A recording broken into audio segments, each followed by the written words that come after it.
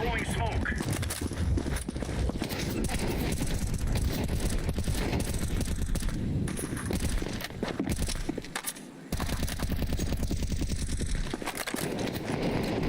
Incendiary out.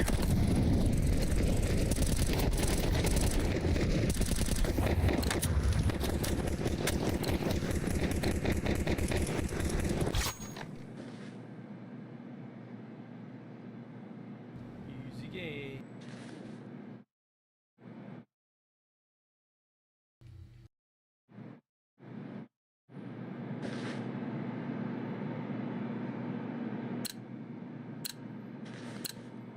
Move it, move it.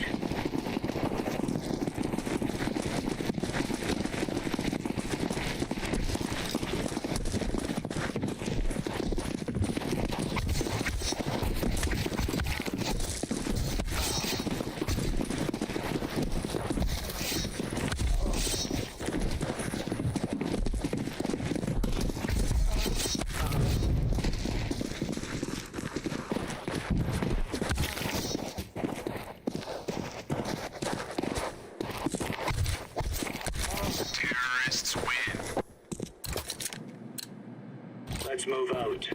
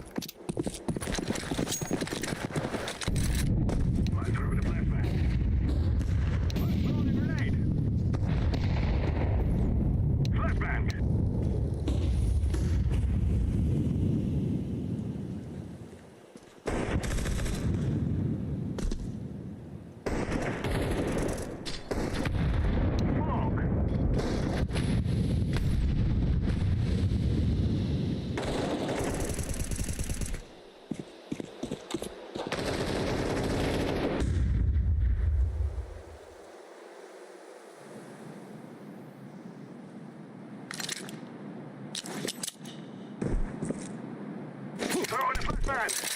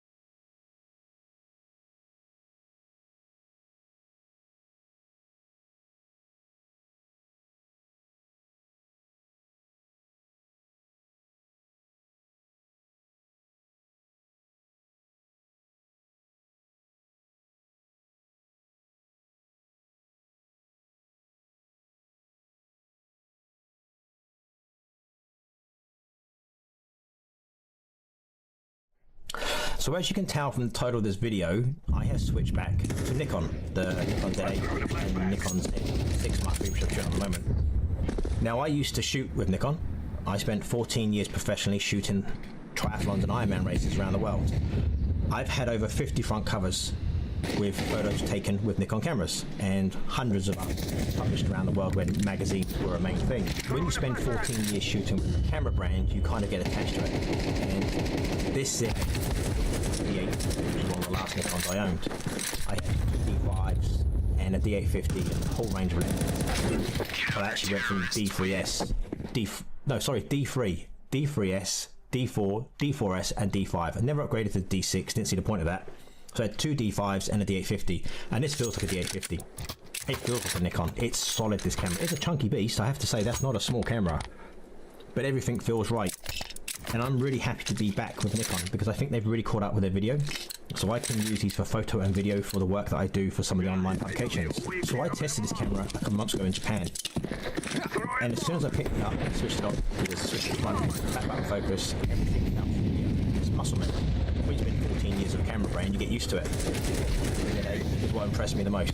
The photos are always going to be good from a Nikon camera, but the video is incredibly good. Nikon brought up Sony and autofocus in video. It's good as well. It's good for the Canon. The 8.3 Z8 is probably some of the best 8K footage I've seen. And you also have NRAW, which is Nikon's own version of RAW video, and you have Z8 can shoot up to 2 hours continuous ProRes RAW 2SX Express Type B card, and it doesn't get hot. It's only slightly warm. This thing doesn't overheat. So I also have the Nikon Z6 Mark III, which is what this video is being recorded on. The video you're seeing now is direct out of the camera. I'm not going to do any editing to it, so you can see it exactly as it is as it comes out the camera. Now, the only problem I have at the moment is audio. I normally record to Rode XLR microphone up here, which is phantom powered. There is no way of connecting a phantom powered microphone to Nikon cameras at the moment, so I'm using a Zoom F8N audio recorder. But I do have a device coming from Japan which will allow phantom powered XLR microphones to the Z8 and the Z6 Mark III, or basically any camera really that's got a hot shoe. So that will be coming in a few weeks, that video, because I will be reviewing gear for Nikon cameras now, like this 26mm f2.8 autofocus pancake lens. It's amazing that somebody can make a 26mm pancake lens with autofocus from 2.8, I think it's up to f16. Really nice lens this. I wanted this for YouTube videos when I'm out and about. I want a small compact lens that I can use. It does have one major flaw, which doesn't really affect me too much the way I shoot, but yes, it does have one major flaw, this lens, so there will be a review coming on this soon. The Z8 has this amazing big screen that pulls out like that. It doesn't flip around, That's what the Z6 Mark III is for. That's going to be really good for shooting YouTube videos. So of course I'm going to try and get my hands on the Nikon ZR, but I don't think I'll be able to get one for a while because that's sold out everywhere. So as soon as I can get one, I will do a review on that because I will be purchasing that for myself. Because I think that's going to be a good B cam for the Komodo X, or just if I want to take a camera somewhere where I don't want to be so conspicuous. The Nikon ZR is going to be perfect for that. But again, I haven't seen one, I haven't tested it, so I'm going to have to sit at the back of the queue because I think all the pre-orders in New Zealand have gone. And these are New Zealand cameras. The Z8 and the Z6 Mark III were purchased in New Zealand, so they are New Zealand models. If any of you are worried that I won't be shooting with Leica cameras, don't worry. I still have my Leica M cameras and I still have the M11D from rangefinder. I will finish a review on this soon. Every single time I go out to shoot this camera, it's raining. And I don't want to get this camera wet because it's not my camera. It's got to go back to rangefinder in Hong Kong. So there will be a review on this camera very soon, hopefully, because I do want to send this back to them because they've been amazing to lend this to me for a while. And also I'll be featuring my other M cameras. I do have 2 M lenses coming, funny enough. One of them hasn't been announced yet, and one is announced, but I will be reviewing it for the company. They've reached out to me and asked me if I can review those lenses. I also have a new bag from Overworth, which fits my Nikon cameras perfectly. This weather-sealed bag, they sent me. Again, there will be a review of this. I'm just trying to catch up with everything at the moment because we've had so much happening with the house at the moment. But they've just sent me this beautiful bag from Germany, and I'm really impressed with it. It's a really nice bag, actually. It's got these tiny little, how do they work in? There, lift them up, look, lift that up. Amazing. So there will be a review on that soon for Nikon cameras. It's a bit too big for my Leica M's, but it is perfect for the Nikon cameras. If you have adapted f-mount lenses to the Nikon Z8, please let me know in the comments what you think about it, because I'm unsure and I'm still trying to catch up with the system because I've been away from Nikon for a few years. Now another thing I want to ask, if any of you know of any good videos that will get me started with DaVinci Resolve, I've just purchased the software. I've never used it. I've always been a Final Cut Pro person. Final Cut Pro does everything I need to be truthful. But this has NRAW, and so I want to know what the NRAW is like. I don't know anything about DaVinci Resolve. It looks really complicated when I open it up. So if any of you know any good videos that can get me started with DaVinci Resolve, please let me know down in the comment section. So that's it. Just a quick video to let you guys know that I'm shooting with the Z6 Mark III and also the Z8, and I will be purchasing the Nikon ZR. I'm hoping they will be in stock in New Zealand. From what I've read on Nikon Rumors, it's an amazing camera. I think that's going to change the way people shoot. It's not just the red R3D internal RAW recording. It's the camera format, the size of the camera, the 4-inch screen. Thank you, Nikon. Somebody has given us a bigger screen than 3 inches. It can also record 32-bit float internally with no adapter needed. Just go straight into the microphone jack. It has a really nice compact microphone, which I'm interested in testing, and the autofocus. The Nikon autofocus is up there with Sony and Canon. It is that good. I've had no problems with it. The testing I've done, I've even shot at f1.8 on that lens, and it locks on perfect, and the images look really good. So I will test that camera as soon as I get my hands on it, but at the moment it doesn't look like it's going to be a long way to get a camera. But that's fine because I have the Z8 and the Z6 Mark III, which I will be reviewing and testing. I will do a review on the Z8 after I've used it for a while, and the Z6 as well, and some of the lenses I've got, because I'm playing catch up with Nikon cameras, and a lot of my friends have reached out to me now knowing that I'm back with Nikon and say, oh, what about this, what about that? So I will try and get as many videos out as I can. I have a bit more time on my hands now. Work has slowed down a bit, even though it's spring and summertime here. That work has slowed down a bit, so I've got more time to test these cameras before I head overseas in the new year. And please don't worry, I will still be shooting with my Leica cameras. I will have a review on this M11D hopefully next week, if it doesn't rain. I need it. Do I want it? Both. I need it, and I want this camera. I'm actually thinking of purchasing, and this one will go back to rangefinder, and it will go into their pre-owned store because this was a trade-in. Like I said, they've been really good to lend this to me. They've been an amazing company to deal with, and a lot of you save money with them as well. So if you're interested in Leica gear, not Nikon gear, they don't sell Nikon. They don't sell Nikon yet. But no, I'm not going to ask them to sell Nikon. If you are interested in Leica gear, please check out the store. It's down below in the description, and there's also a discount code to get free shipping worldwide. They ship with FedEx worldwide as well, which is really good. So that's it for this quick video. I'm going to edit this video, get it out, and then get on with reviewing the bag and reviewing this 26mm lens and doing the review on the M11D. Oh, I've got a lot to do. So as always, thank you so much for watching.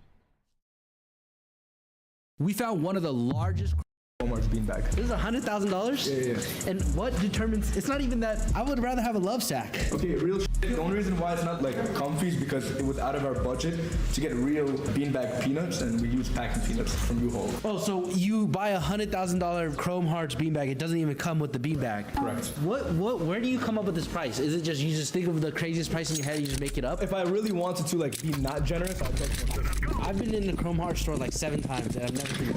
Well, how do you, like, you have to be expired to get this, or how do you get this from Chrome Hearts? You gotta sell yourself. Oh, how much is this one? Also, And it doesn't even come with the peanuts inside. that's the biggest. Go buy your own. Stuff like this. Somebody stole it from This is mom's chair. It says Ma on it. Somehow it appeared in the Byraf showroom. What are you gonna say to the owner of Chrome Hearts when he sees this video? I mean, listen, if you want to make an offer, you kind of banned me from your store, so I can't really, it's really hard for me to make any arrangements with you, but bro, if you want it back. So you want to sell his mom's chair back to him for a profit? All right. And then what about this? How much is this? 50K. There's no purpose for it. It's an uncomfortable seating arrangement, but again, if you have $50,000 to spend, might as well spend it on this. Show me some of the more wearable stuff. Like, so what are you selling day to day? Because there's no way you're selling $50,000, $100,000 beanbags every day. The thing about Chrome is that there's a very, very, very specific clientele for everything. So no matter what you have, whether it's a hat, a t-shirt, or a $100,000 beanbag, you're always gonna be able to find a client for it due to the fact of how niche the community is. Day to day, jeans. Jeans are our best seller. I mean, we move through 5 to 8 pairs a week. Yeah. What do you have to say to the people that these are just Levi's with crosses on it? It's all based on artificial. People that have money to invest in them, they can buy Chrome Heart jeans, they can buy a Birkin. It's the same question for you. Is do you believe that Birkins actually have legitimate value? I mean, I'm poor. I found that super line. $40 sweatpants, so I don't know. What's the most expensive jean here? Probably the Drakes. Why are these expensive? Drake wore these? I wish. How much are these? Anything. Why are they so expensive? Because Byraf is the only one that got them. Honestly, this is a 5-year-old pair. Finding them now is extremely rare, and that's just what the market is. Asia is probably the most transparent version of the Chrome Heart market. In America, it's a little bit less transparent. Y'all just make up numbers. Yeah. What's the cheapest one? Asian-owned business, I'm a cheap guy. What's the cheapest pair? Pair right here. This is what we have been How much working are for. these? These are $5,000. These are $5,000 because they literally were destroyed, washed, gooned on, and we did a complete overhaul of them. Oh, so that's why they're 5,000. They're reworked essentially. They are reworked. Is there a celebrity client that has bought jeans from you? And if so, who? We had a few celebrity clients. I had Auto Falls. I don't know if you're familiar with her. She OnlyFans? She's like one of the biggest stars. Well, is there anything else I can do? So she bought jeans from you? She bought a pair of jeans off me, Nas Reed. Travis Kelce bought them. Why did they ban you from Chrome Hearts? I bought a one-of-one arm. A very, very big reseller asked, yo, can you buy this arm from me? At that point, I barely had any money. I'm like, yo, I'll buy it. Please buy it for me right away. Don't post it. Promise not to post it. The day I sold it to him, he posted it all over his gram. A week later, I flew out to Vegas, going back home from me. Let everybody go in, whatever. And then he texted me that, yo, all your people are banned. We were on to you for like mad long. So essentially, they don't want you reselling the shit. No. Can you show me like the hoodies and stuff like this? How much are these? All these are about $1,000, $1,200. $1,000 for this hoodie. What is so special about the hoodie? I mean, you're the hoodie expert, man. Tell me.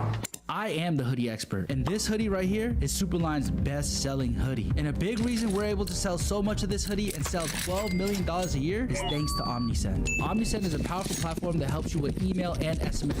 It has powerful tools that can help you with email marketing, sequences, and abandoned cart recovery. For every single dollar that you spend on OmniSend, customers receive $8 return on investment. And the best part is, all of this is integrated easily into Shopify.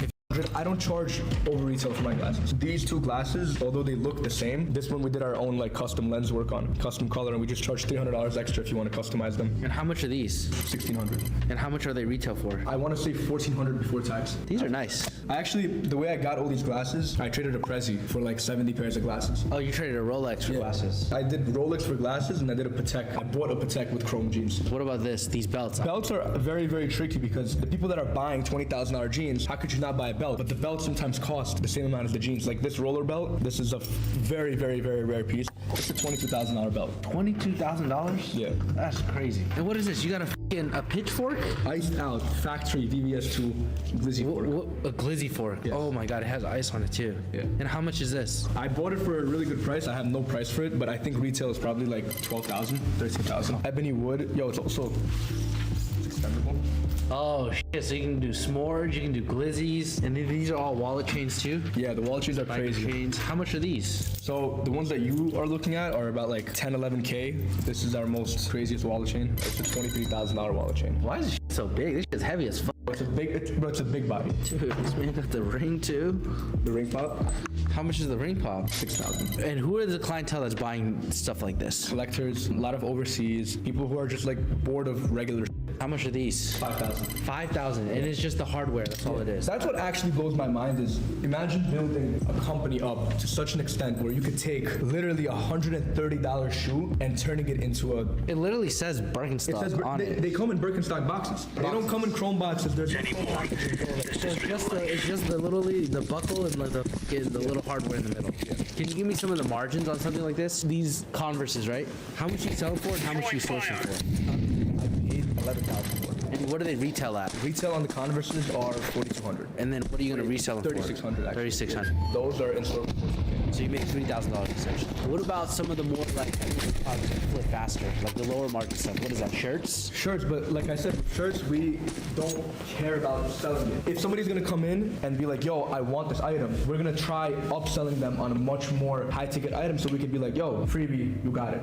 This is a $1,000 short. We paid $820 for it, if I'm not mistaken, but And what does it retail for out of the store? 500 or 600. I'm not 100% sure though. But that is a prime example of, yo, a guy comes in and spends $15,000 with you. What are you gonna do? Yo, thank you, here's a sticker. No, we're gonna figure out a way to retain you. What's the most amount of money that somebody spent in your store? I had a crazy client one time. He spent close to 200,000. Was it a Jewish godlord, a Chinese investor? It was a Chinese investor. Was it Legos Kicks? Bro, Legos is my boy, but that particular sale was complete random. He just DM'd you? DM me, yo, wanna pull up to your show? And how much Go, profit go, did you make off that transaction? Can't say.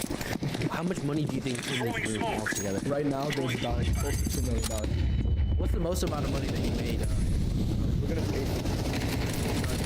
I started reselling vintage chrome 2 years ago. I took a crazy amount of debt and I bought a shit ton of chrome from the store, but couldn't sell any of it. I was told it was time for an assistant for somebody, like a stylist, he didn't pay me anything. And at one point I just crashed out and I'm like, yo, fuck this, I'm going for the time with this. And I just met a client, like $7,000 worth of shit. What about any losses? Can you tell me about any crazy losses? Like anybody come in 16s and rob you or something like that? God forbid, but no business story is anything without loss. And actually, one of my craziest L's that I took was there was an incident about a year ago. I'm not doing buy rap, I'm still like hustling.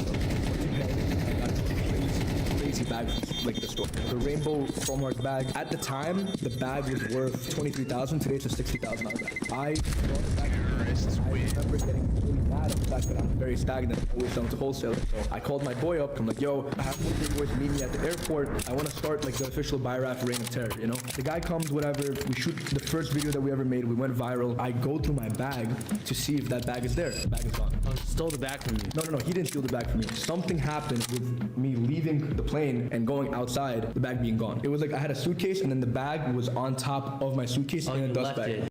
I'm aiming to blingy in the first one. So it's not starting a shop and having all these watches. Like the mafia. Okay, okay, bro. So no one. You gotta yeah, I'm fucking around. Right.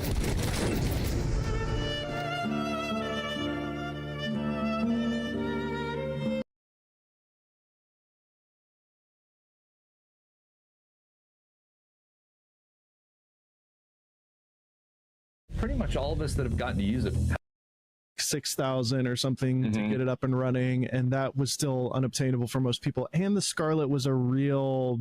Tell us what kind of cameras you own, and then I'd love to hear your thoughts on this new camera. for sure. First of all, I just want to say thanks to Kyle Meshnook, because if it wasn't for Kyle, I wouldn't have been because I wasn't like a so Kyle got me on as like one of his like crew, which was nice. How we got in there. But love Kyle. We all love Kyle. Props to Mesh. As far as like what I'm shooting on, it's so funny because we were talking about those early like DSMC2s and the astronomical costs. Like the Red Monster was like 80 grand, and earlier this year I was able to pick one up for about like 7,000 for like the whole. Oh my kit. goodness! So I'm currently live streaming. We're doing this podcast on a Monstro, but I've had the original amazing. Komodo OG. That was my first red. That kind of like changed everything for me. I knew about red much earlier on, but I wasn't really into video. I was into movies, and I really wanted to know what they were shooting movies on, because that just like that technology just really intrigued me. But it wasn't until much later that I got into this space, and the Komodo was like, holy crap. All I had remembered was Monstros and everything else were $50, $60, $70, $80,000. This is $6,000. And it was a stretch for me to buy it, but stoked I did. Really kind of changed my career. Then I got the KX, because that was more of like an A cam.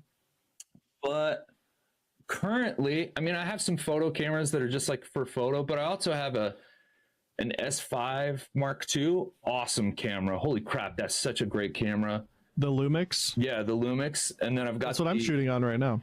Oh, it's such a good camera. And then the Lumix S1R Mark II. And then Nikon let me borrow the Z6 III, which is the ZR is kind of like a high-powered version of that. So as a red shooter, I like, as much as I love the ZR, let me set expectations, because I think Nikon might have set like an unreasonable expectation by putting cinema on the back of that camera, because there's no way I would call it a cinema camera. It doesn't have the IO that you would expect out of a cinema camera. But also, I like, from a spec perspective, it does compete with an what's the new Canon, the C50. The C50. It competes with the FX3 in some specs, but I don't know if that is like, I just don't see them being the same type of camera. And you know, out of their press release, they did mention that this is going to be a competitor to the FX3, and I guess it does in terms of image quality and frame rate and resolution, full frame. But I just don't see this being like a production camera like both of those cameras could be, if that makes sense. Yeah, I mean, it can make some incredible images, and it's built like an absolute tank. But yeah, I don't know if I see it as like at least an FX3 where it's like an industry standard, like we need a small camera for production. That's interesting. Yeah, you know what I think it really is it's and I've heard this from insiders from Sony, is that there are tons of YouTubers and quote unquote content creators who shoot on the FX3, and that's partly why they made the FX2, was for content creators to have the ability to take better stills, because people who are on Instagram or doing thumbnails for YouTube wanted better stills. So the FX2 was kind of their answer to that. But they're saying that it's for filmmakers because it's the prestige that every content creator kind of wants to have, of like being a quote unquote filmmaker. But the reality is that content creators are their own niche, but they don't really like being called influencers or YouTubers. They want to be called filmmakers. So I kind of think this is a secret, pretentious and stupid, right? But I wonder if this is sort of an intentionally like red thing.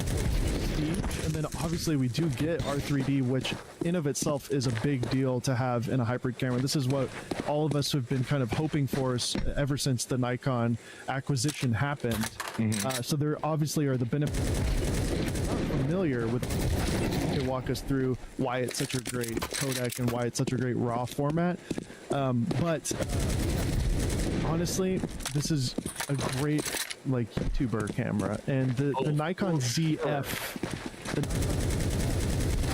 off a lot. Like that came out and made a splash, but like what's been interesting about watching cameras, infused cameras, it seems like the ZF, as time has gone on, as other companies have made their own kind of versions of it. Fuji keeps kind of releasing half-baked things and kind of not giving everything that we want. Like, I still think Fuji needs to make a proper X Pro successor. The X Pro 3 was the last one they did, which was really old. Regardless, like, this to me is compelling because Nikon has been the like underdog / like making really good stuff thing with the ZF line, and now and more of an emphasis on the video with this camera.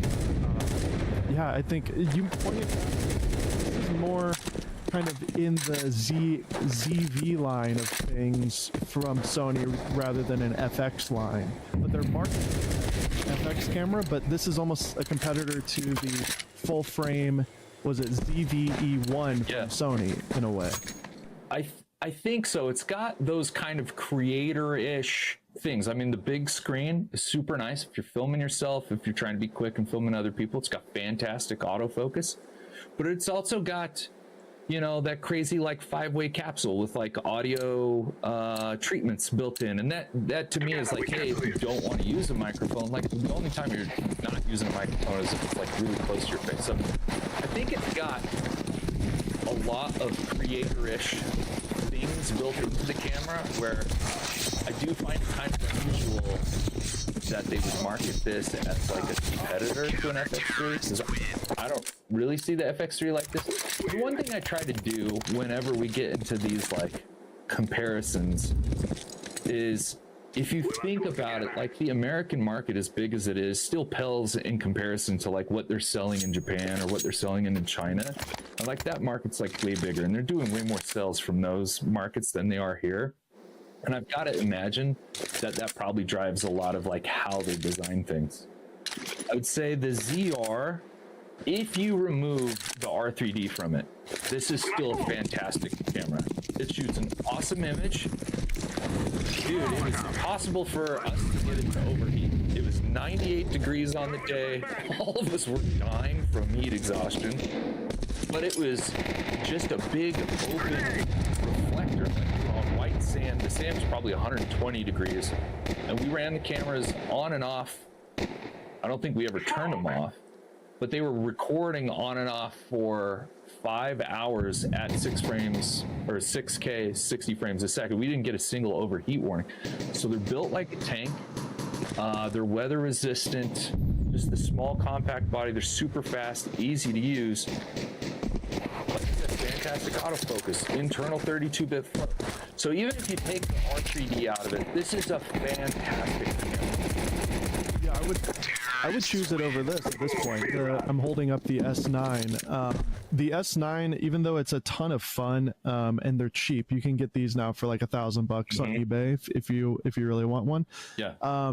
It's just lacking some of the pro features that I, as a kind of enthusiast nerd, wish that this thing had. And to me, I have enjoyed using this camera as like a dad cam, but the Lumix lens lineup has been really lacking in the like compact lens category.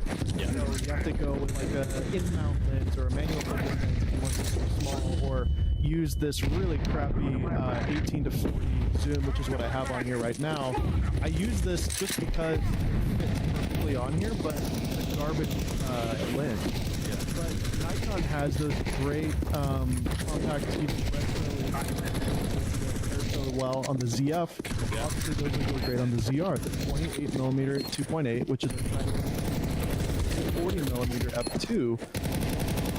So to me, forget about even the R3D like you said, and switch over to photo mode.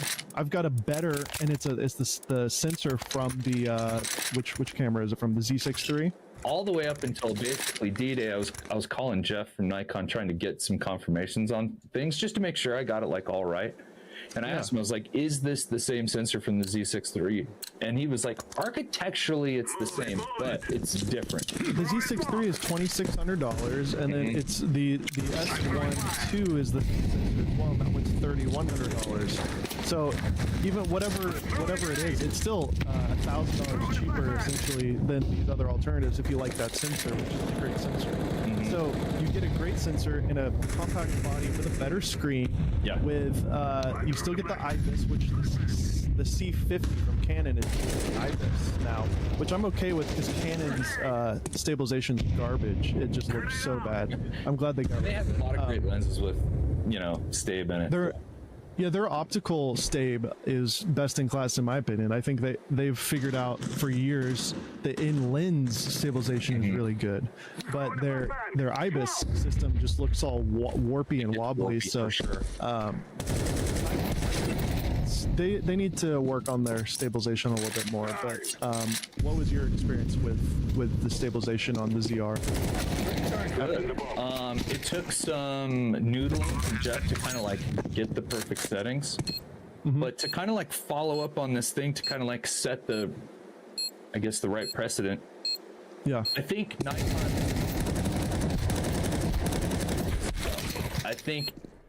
the ZR is supposed to ship, I think October 20th was the that's what it says on DNH.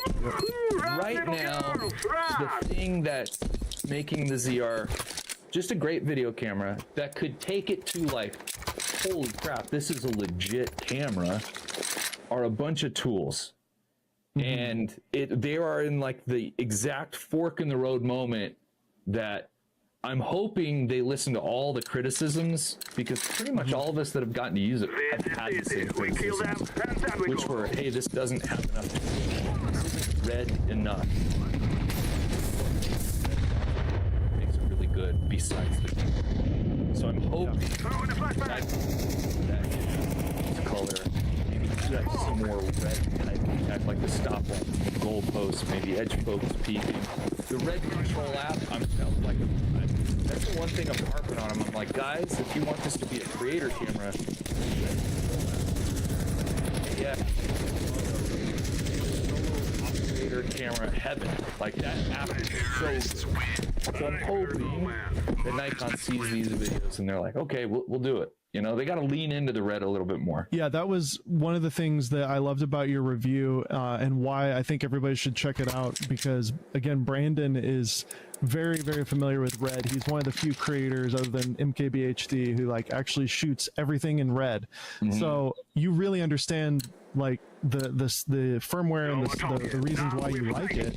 And there were some tools that you mentioned, like what's it called, the edge focus, peaking, which is a really unique way to do focus peaking. It's basically like the X-ray for your focus, and it looks like it's just literally the best way to manually focus. And this camera with vintage lenses is going to pair beautifully because you can use any adapter. Yeah. Stabilization built in, so having that massive peaking will. A lot of like when you switch to photo and video on the Canon 50, it goes from the video mode to the Canon 6 video mode, and that's exactly what the ZR should have. When you go to video, you're in essentially red UI, and then when you switch to photo, you're in Nikon UI. I was Brandon Washington, who we're both friends with. B-Wash was doing his like the rumors of the ZR had just started to percolate during like Cinegear, and we were all staying together.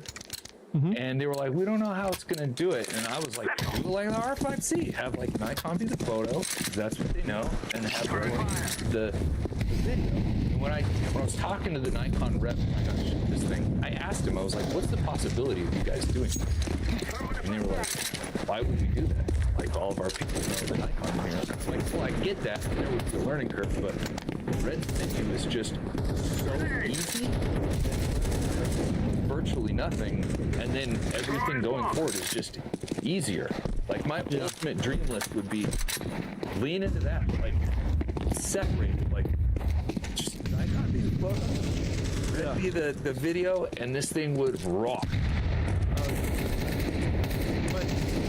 All that aside, I'm thinking back to 2010 when whenever the Scarlett came out and I was an up-and-coming teenage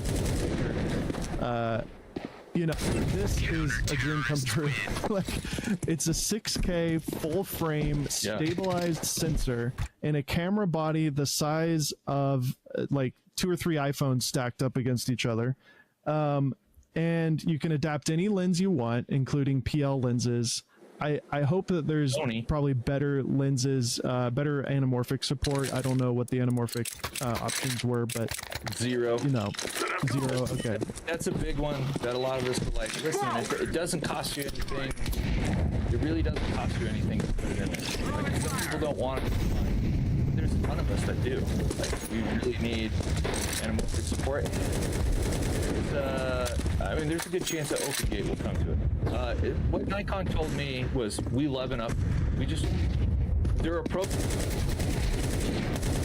and hear what the fans want. In my brain, I was like, but you kind of know, like, well, we're very vocal about it, like, you know what we want. But I would just say to anybody watching this, if they want a ZR but it doesn't have the things that you want it to have, as long as it's not hardware based or like, you know, ergonomically based, like, let them know, get very vocal and be like, hey, I want OpenGate, I want anamorphic support, because this camera can handle it. And I can see how their engineers and developers were like, let's just get this out and then we'll fix it later, you know. Like, it's already running, you've got R3 and yeah, all those features. I guess if we're gonna make a list to go down, it would be support for the Red Control app, which I've always used, and it's fantastic. It's better than, you guys gotta understand, like, if you use other camera apps, it's not like that. It's basically like, imagine your screen on your camera being ripped off and put in your phone with the exact same usability. That's what it is. Like, you have all the usability that you would have on the camera in terms of menus, and even the latency between what's being seen on the camera and what's on the app is insane. Like, it's almost like having a monitor, even though it's wireless. There's 3 different ways to hook the phone or an iPad. You can actually run multiple. I've had this was fun. I had an iPhone, I had an iPad, and an Apple Vision Pro all connected to the app at the same time, just to like see what I could do. Yeah. You can connect to the Wi-Fi using your house and run it that way, which gives you almost 0 latency. Or you can run the Wi-Fi off of the camera, so you can basically remote it from anywhere, even if you don't have Wi-Fi. Or for at least the KX, like, it's got a USB port in the back. You can just plug your phone, plug it directly in there. Now you have a 0 latency, like, camera to phone connection. But one thing a lot of people don't realize is, as David said, you can do anything on the camera from the phone or the iPad. But you can actually do more through the app than you can on the camera. Like, you can do your own iris pulls, you can do your own focus pulls, you can like set up remote triggers, you can run it off of a computer as like a trail cam. Like, there's a ton that you can do through the app that you actually can't do on the camera. That's so cool. So, I mean, it'd be awesome if they would enable that, but I guess on the other hand, it would make sense that that is something that does differentiate to buying a real Red, I guess, too. But I guess that's going to be their own decision, is like, what's the line that we're going to allow and not allow. But I guess another list of things that I think are practical and realistic would be like false color and some of the exposure tools that are on Reds. Like the stoplight would be really cool. The focus peaking assist would be cool. You know, if you could do a Red menu and a Nikon menu, and if you're like really concerned that people are gonna get confused who are like amateurs who've never used Red, which I would assume most people buying this probably have never used Red before. I get that. Maybe it could be a thing that you turn on and off. You know, that way, you know, there's like a beginner mode for those who want to mess with it. Yeah. But in terms of the actual camera itself, like, I wish that it did have full-size HDMI, but I get that they're compromise on the size. I mean, the S9 also has a micro HDMI. I would assume that's just because of the size. So, you know, whatever. And they're banking on that monitor, because it's not even a screen; it's a monitor. Like, that monitor is so good. Yeah, I don't think they really see in any other situation or scenario where you would want to attach anything into it. You know, I don't know if they've thought about live streaming or something else being into that port, but as I told them, I was like, this is a liability. I won't even use it.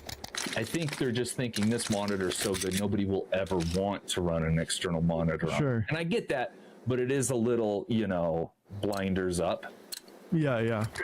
But they obviously can't change that. But when it comes to R3D, can you explain to the viewers, especially those who have maybe never used R3D, why R3D is so special? And I think it has a lot to do with the fact that they have a very exclusive patent. Yeah, they have a patent. I'm not going to get into that. Essentially, the reason why R3D is so great is both it's a very small file size compared to something else like ProRes. So while you're shooting raw at really high resolution, 16-bit color, that's raw, meaning you can go in and change the ISO later, you can go in and change the white balance later. Like one thing shooting red did for me was I could start worrying about, I'm not very technical and I forget a lot of things. So it was a camera that kind of like aided in my horrible forgetfulness.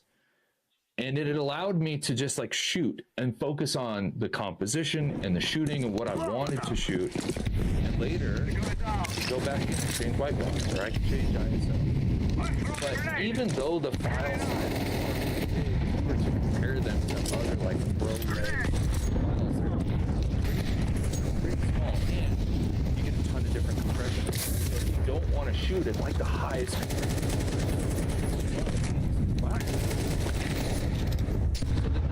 about the ZR, it's a 12-bit, 16-bit file, but those file sizes have been reduced even more so. The only thing about it is there's no longer an ability to select which kind of compression out of this new R3D any. It's just there's one compression level. I think it's the highest. It's probably HQ, and that's all you get. For me, Red does have kind of an interesting workflow because you pull the file in and it's like a bunch of files and it's weird and there's no like thumbnails. That's maybe my biggest grievance about like Red workflows is they're really difficult because you can't see any thumbnails. But I've never worked with an easier codec. You can put 8K, like my Monstro, 8K 60. I can put 3 of those on my M1 Max and edit that no problem. I remember when I bought the Canon R5, I tried the R5's raw, and it like bricked my computer, like instantly. Like Red is the smoothest codec you'll ever use. Red. Yeah, it's been like that for years, and they've had such a long history of optimizing this codec, and all the NLEs from Final Cut to Resolve to Premiere, and of course Avid, and we can't exclude them, run it, beautifully, especially on Apple Silicon. So, and that compares to even ProRes RAW, which is obviously Apple's version of it, because Red has such an exclusive patent on compressed RAW. Everybody else has had to kind of re-engineer compression algorithms, and they're nowhere near as efficient. So ProRes RAW, Blackmagic RAW, even Nikon RAW, although Nikon RAW got eerily close to R3D RAW, which is why they got sued, which is then why Nikon bought Red. So it's a whole story in of itself. But all the other RAW codecs, even if they're compressed, and you have to have compressed, by the way. If you have uncompressed RAW, Jesus. yeah, it would be, you'd go through a terabyte in a day very quickly. So you have to have compressed RAW for video because you're shooting at high frame rates compared to taking stills. But anyways, even ProRes, which is Apple's codec, which they also announced this week, the new iPhone 17 Pro can shoot ProRes RAW, which is just insane. Wild. That's pretty exciting, and I'm sure filmmakers are going to experiment with that, and maybe even Apple will shoot an entire series for Apple TV Plus on an iPhone. I could definitely see that happening, which is why they would do a lot of these kind of pro things, I would imagine. But anyways, yeah, the R3D is just more compressed, and yet it still retains all the information. It's essentially magic. I don't know how they're doing it, because when you get a 6K R3D file, it can sometimes be smaller in size than like a 1080p 10-bit file from a different camera. So the files are so much easier to manage, and but then you get the beauty and the kind of freedom to tweak your white balance and exposure later. But even if you shot everything, that too, you can go into like saturation, you can go into shadow, contrast, tint, like you can get really granular with everything, depending on what you want to do. Exactly. And there's more to it, than just like fixing your mistakes. Like having raw video allows you to, in Resolve, isolate, you know, and because all that information is there, it might look straight out of camera, but then you start exposed still there, and it's not affecting any other and then R3D also allows you to use all of the color profiles that Red has developed over the years. Red Color 3, is that the most recent one? Or what's I don't know, but they have all these different, like not even really a lot. Right now is IPP2. Smoke. Okay, cool. I think they went all the way up to Red Color 4. I think that's on. That sounds like something my son would say. It's like, I gotta go pee pee. I PP too. Yeah. I don't stand for, but I'm pretty sure it went Red Color, and now we're in like in red, white, the beauty, 3G10. It gets kind of The cool thing about Red Color is that you could take, in theory, a shot that you filmed 10 years ago on a Red 1 and apply the most current Red Color gamut to it, and you get like somewhat decent color. At least it matches modern cameras. So the reason for this is that you can shoot on multiple Red cameras, use the same color profile on all of them. Even if you shot a different profile when you were filming, you can change it later, and now all of them match depending on, you know, whatever profile you pick. But they've done a really good job with their color science, and it makes it so easy to just kind of ship it with very little effort. So it's great to see that on the Nikon. And overall, it's pretty exciting, even though there are some kind of software things that we'd love to see changed, right? It's definitely an exciting first take. Like, this is their stab at it, and right now it's like 95% Nikon, 5% Red. I'm excited. I'm definitely getting one. It might be a couple. But no, it's just like I've honestly, like, when I got done shooting with it, it really like the size to performance ratio makes me go, is it really worth it for me to bring the Monstro out into the middle of the redwoods along with a KX and an S1R Mark II? Because that took 2 Pelicans and a backpack, whereas I could bring 1 backpack and have 3 of these cameras and get pretty close. Not like, you know, not 100%, but like 85%. Like, maybe just the freed up weight and space and tripod size, like maybe that makes it worth it. But it really does get me excited for their next thing. Like, when do we get the Nikon Z8 that's maybe got 16-bit instead of 12-bit, or you know, something like that, like a little more 3500 to like 4500 camera, where they're like, all right, let's lean into this red thing. That really is like. And then, do you know, this is kind of random, but does it allow for an external flash? Oh, dude, I have no idea. It's an electronic shutter. There's no mechanical shutter. Yeah, I'm looking at B&H. It says a shoe mount is one intelligent hot shoe. So that would make you think that it does trigger a flash. Yeah, it's got the hot shoe. I know they have an electronic shotgun that's coming for it, and that shotgun has a tally light, so it's kind of like the Sony's where you just plug it in and there's no cord, which is freaking rad. I can't wait for that. I think DJI is making an adapter that'll work for this. Yeah. There was no confirmation, but there was optimistic smirky smiles when I asked if a EVF could be coming. Ooh, that'd be cool. Yeah. But that would be cool. But you don't know about a flash. I think about flash, no.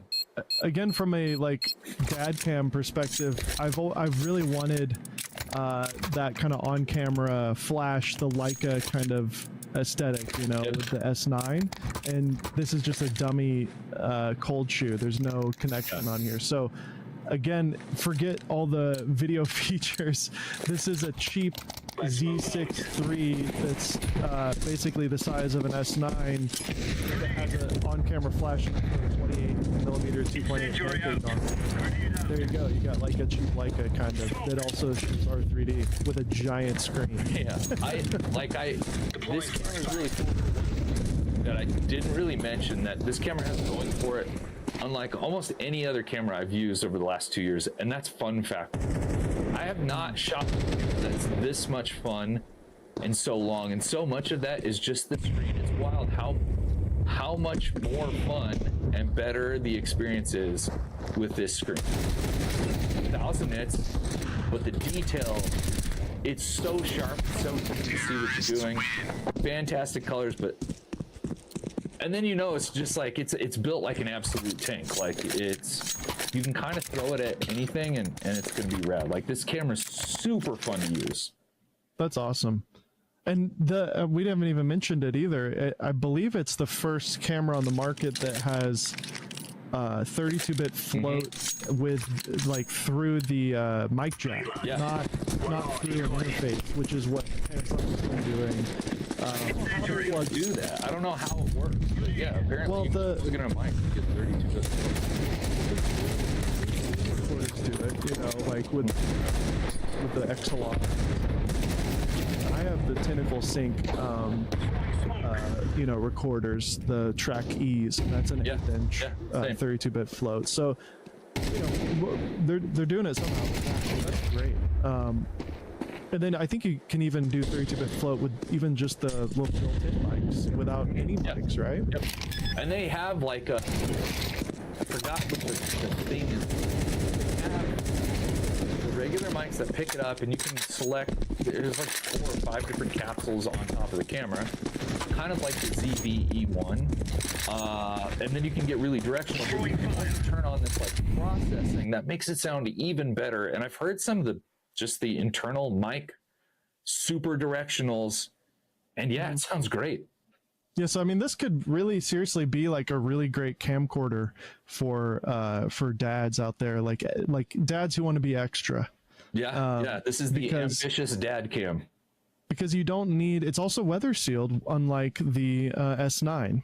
So this does lean more into the consumery vibe in terms of the size and the grip and all that, compared to the C50. The C50 really does feel more like a production camera, whereas this you could put around your neck and throw that like retro 28mm or the 40mm f2 on it, and just use it for the day with no microphones, just the built-in mics with these features you're talking about, including 32-bit float. You can flip on video mode, shoot R3D at Disneyland with your kids, and then you switch over to photo mode, and boom, you're taking the same image quality that you'd see on a Z6 III, which is one of their flagship cameras. So and it's $2,000. That's the thing that's nuts, is that they are really competitive here. So I would love to see OpenGate. I'd love to see some of these features that we talked about come to it, but I'd say overall pretty awesome, compelling camera, and I'm excited about it myself. I would love to get one. Yeah, I'm excited. I hope it. I really think they've made a really interesting camera where if they just make a few critical little additions, software-wise, not an FX3, but it could be an FX3 type of camera where it like really changes the trajectory of perception of what Nikon is in the video space.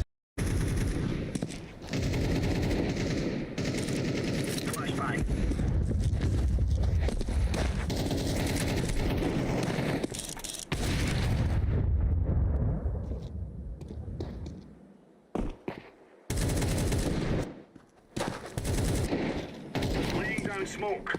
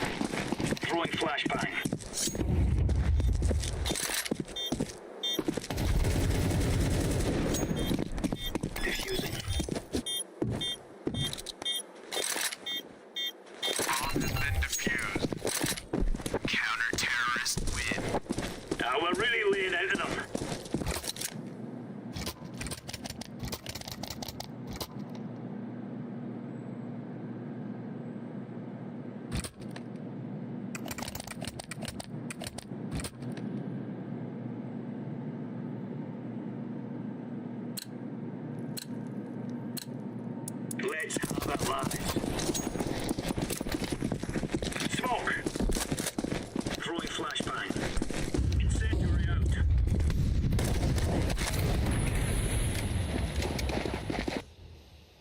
Throwing a grenade. Throwing fire. Grenade out. Throwing smoke. Flashbang.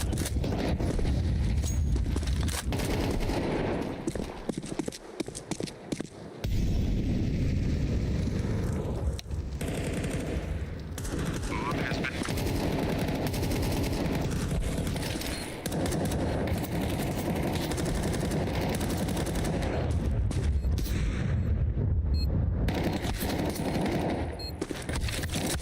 terrorists win.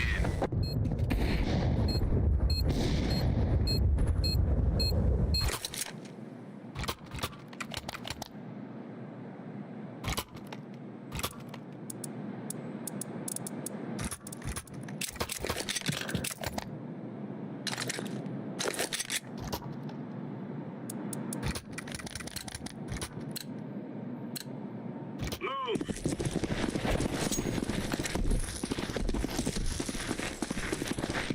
Deploying flashbang. Incendiary. Grenade out.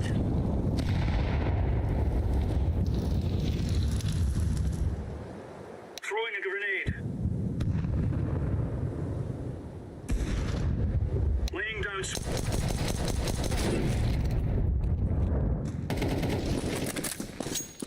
Deploying flashbang. Smoke.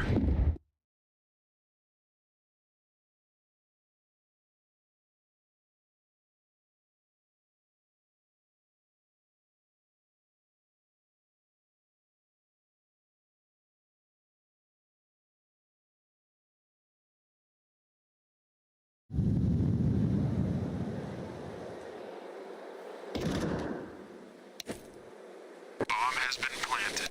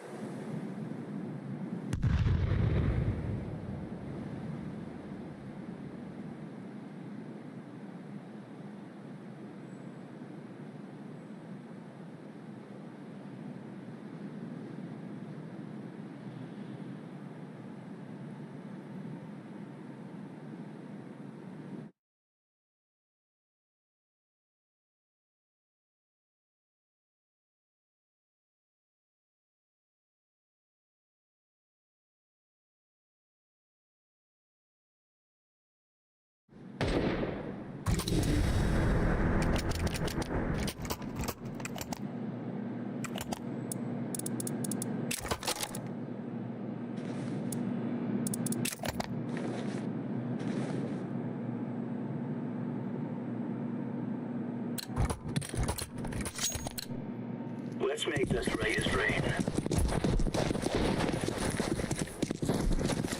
Throwing smoke. Grenade out. Throwing fire.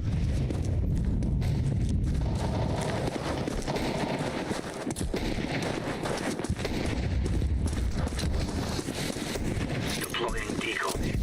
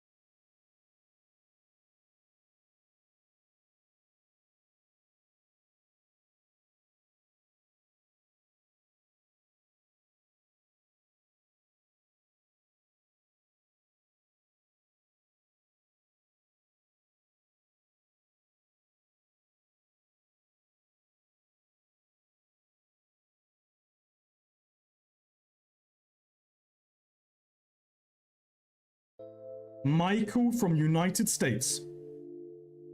Okay, okay. Okay. That is a big chunk. All banger skins. Himmerkin. Wait, it's all liquids. I assume everything's 10-day trade lock, so no trade lock, so I can look it up. $42,000. Wait. $42,000, chat. 001 Poseidon. This is not low enough to hit the #1 hot Medusa, by the way. It needs to be 001 1 and under. 19 is too high. Still very, very cool. I've built 2 of these before. I know that I'm going off ranting, but like I think it's cool to learn. I mean, okay, it could be an input. It could be an input. Yours is 119. It can. 0002. Current one is 0004. So you could technically, not only did this double in price, it went from 2K to 4K, you can sell it as the #1 Medusa input. Why is a hot rod $4,000? Chat, are we being serious right now? Are we being serious right now, bro? $4,000. At the start of this year, it was $900. $800 a year ago.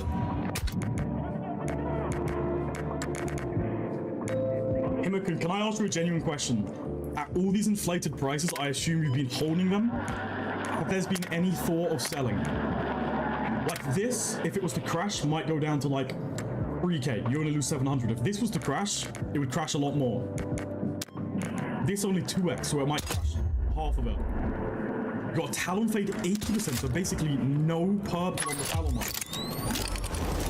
Nah, I just collect for the love of the game. W, bro. I'm praying for a market crash. Yeah, I do not know my fades. Cool. 80% fade. Ooh, is it like Karambits? I actually am not familiar with Talon Fades, I'll be real. Is it like... It is. Basically, when you think of typical fades, chat, you think an 80% fade means no purple tip, right? Whereas high fade means max purple tip. Because the Talon light on the pattern template is sideways and the Karambit, the low fades are actually the better max purples. So if I go to the Karambit, okay, you will see, look, all call signs. Eliminate all enemies on sight. Let's go. Much purple. Alright, our forces are winning. Keep it up. Shit is yellow tinted. The OG is purple. Purple. So you've got basically 80% fade is the equivalent of what?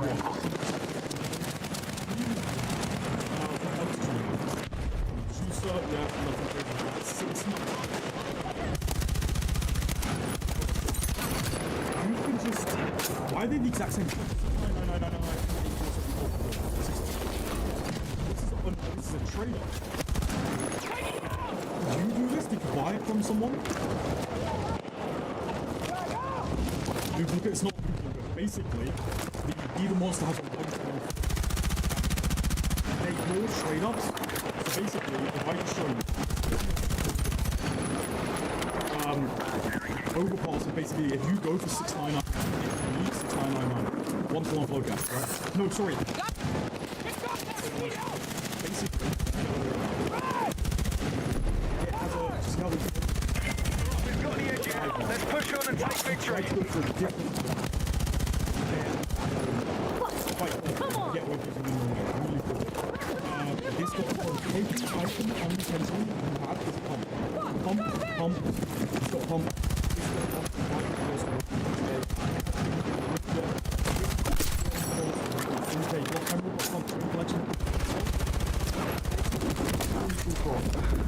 You bought everything pre-pump.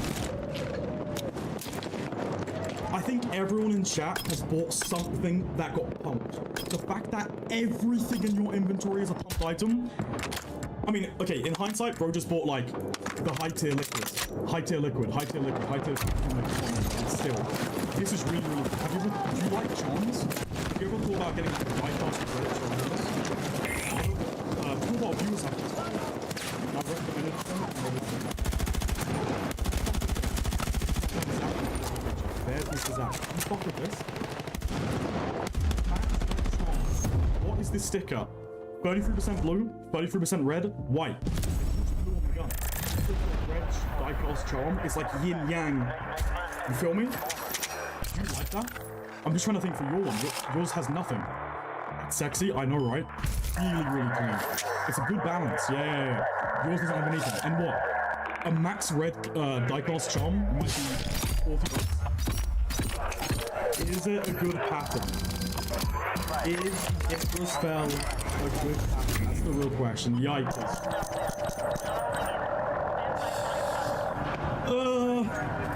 It is not. It is not the worst pattern. But the best pattern, you want all these feathers here, and you want the sun to be like arching here. Like that. Still, Elige, ESL Cologne. Okay. Just a liquid one. It's not even 00. It's not actually really a trade up here, I don't think so. Because usually with these trade ups, they're always 00.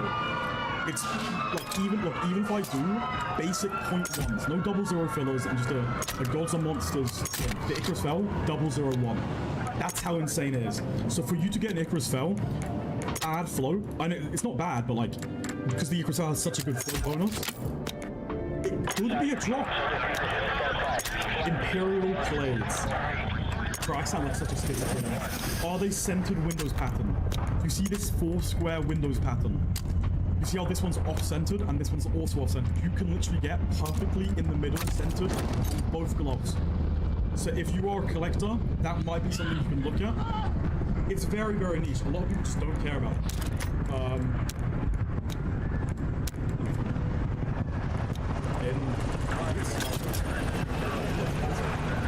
Give me a sec. Look, if I just go highest price, maybe someone's listed one. Does that make sense? This one, centered. This one is like, you get like an inverse pattern. And I think you can, look, centered, off-centered. Very, very niche, just like you wouldn't notice it if I didn't tell you it. But it's something you can maybe look into, like which pattern you prefer. This seems like just a random pattern. Deagle Blaze, is it a centered blaze pattern? Yo, I actually sound like a, if you don't enjoy skins, that sounds schizo, right? Centered blaze is when you hold it near enough centered. You want this middle blaze pattern literally here. Still very, very cool. Deagle blazes look very wonky, chat. When this blaze is like up here or down here, it just looks very wonky. Let me show you. Cheapest listed. There's like this one's up.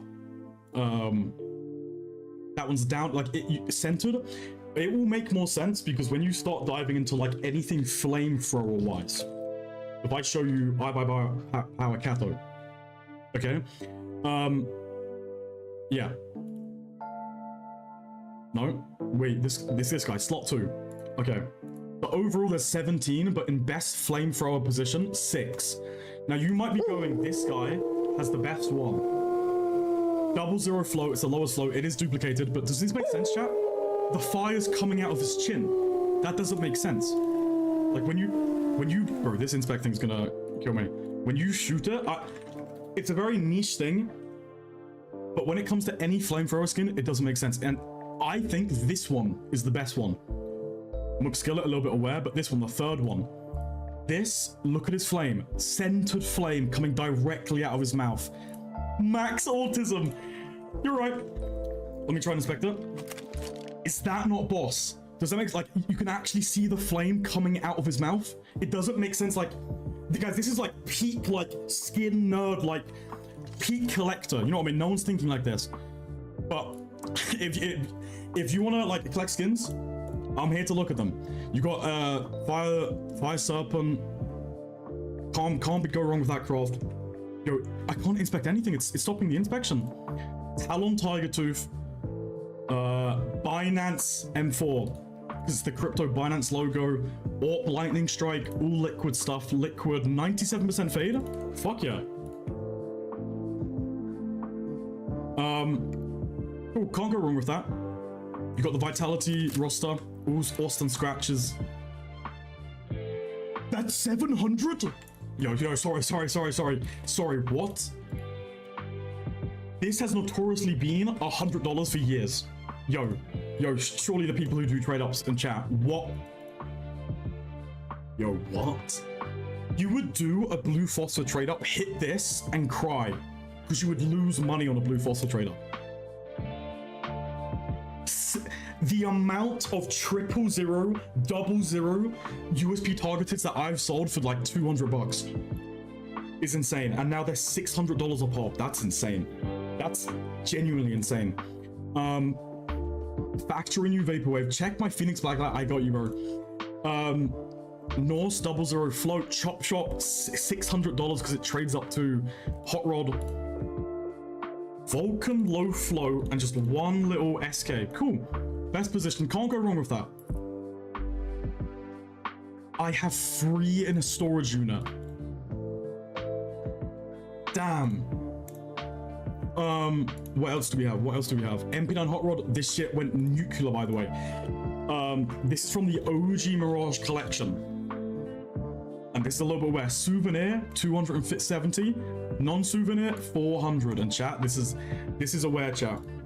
If you do not know, we hit a quad 01 on the other account. You guys, I'm not having very good luck with selling shit. I'm not gonna lie. Look at this. We sold a quad 0 MP9 Hot Rod for 550. Market price is now 450. And then DrewTip messages me, laughing. DrewTip, the league streamer, saying, ah ha ha, look at this. He just sold a quad 0 for 850.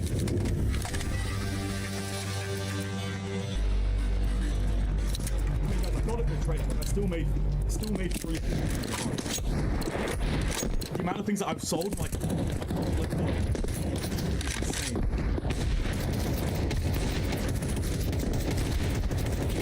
I'm gonna get a bulldozer now. W choice. A mega gloves. Yeah. Mid float field tested. Cerberus is $300. These were $70 a year ago. What's happening? Check Discord DMs.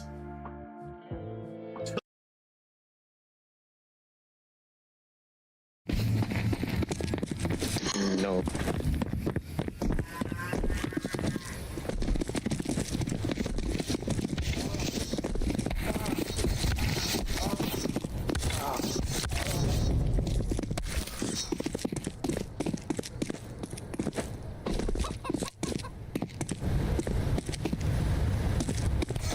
Counter-terrorists win. Let's go, fellas.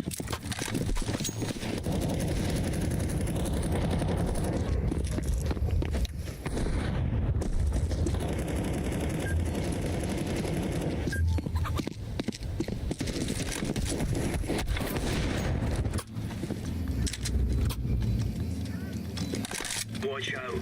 These boys have got a bit of an arsenal and they don't mind using it.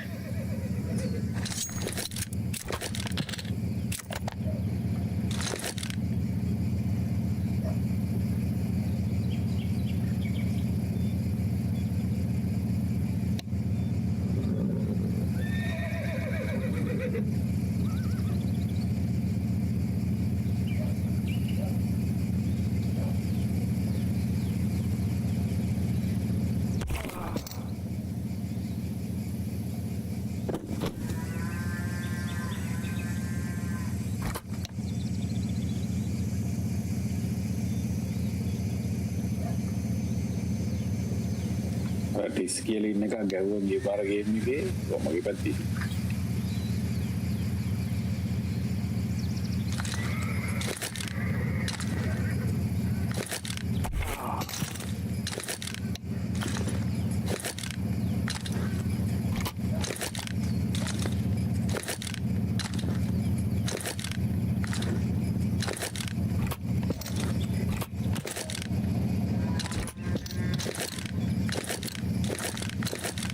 Let's make this right as rain.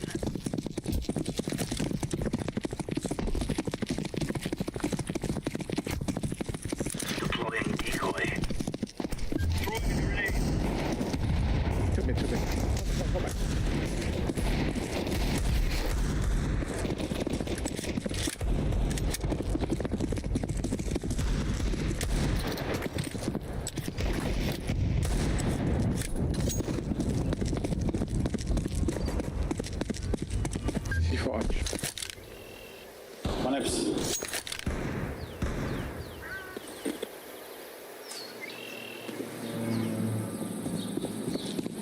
C4 going B. Counter-terrorists win. Now we're getting stuck right into them.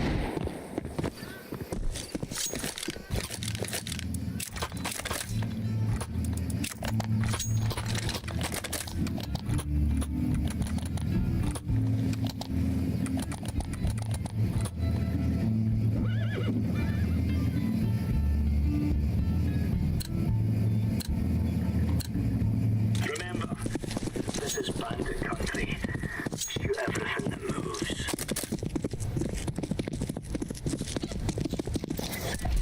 Throwing fire. Nice. Grenade out. One mid, bro. Throwing smoke. Two apps. Deploying. One more.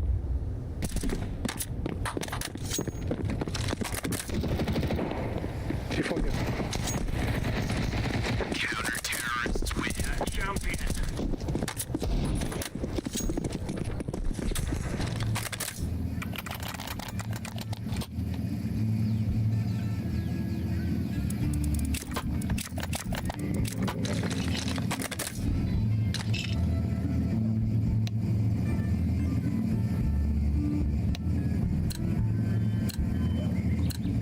Okay, still really bro. Splitting arms. Very small. You're right on. You're right on. Throwing fire. Grenade. Don't pick up. Grenade. Throwing a grenade. Smoke. Grenade out.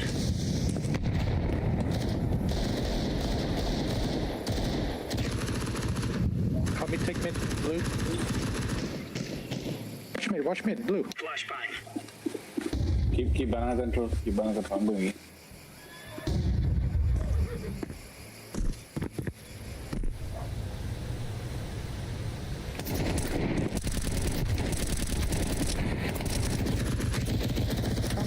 Come me shot. One shot. Fuck, bro.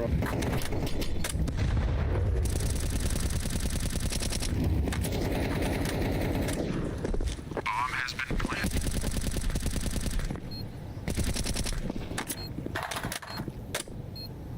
Throwing flashbang.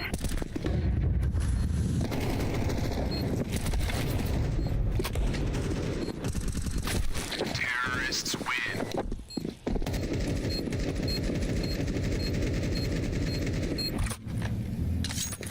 Crossfire mid, bro.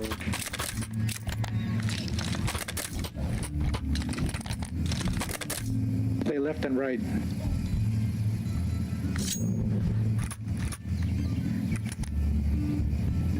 I'll play pit. Are we rushing in? Or are we going sneaky peeky like? We need one more A, bro. Decoys out. Throwing fire. Grenade out. Come. I'll boost you. Green. Hiya. Come here.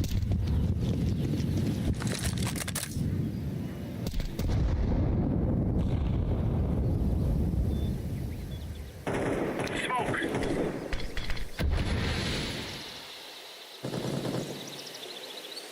One apps.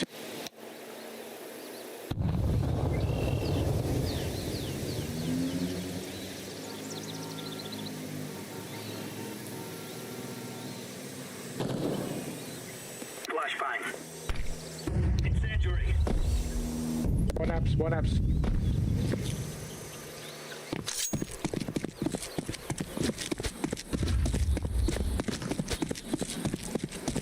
One more apps, bro. Let's hold. Still there.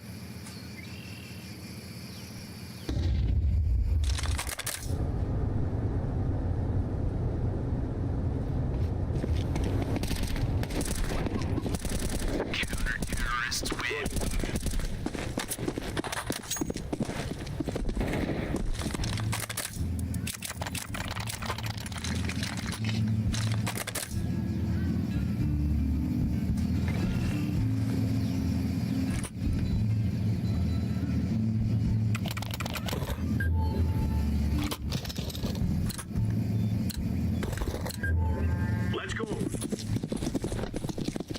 hold banana for a bit. I'll come back.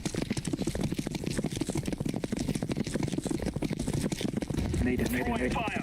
Laying down smoke. Grenade out. Laying down smoke. Come on, boost one. Go. Aku mengapskan no. Yeah, go stay pit, brother. Don't pick. Green. Go pit. Grenade. Green, go pit. Throwing grenade. Smoke. Yeah, go pit, bro. Yeah. Flashing. Deploying flashbang.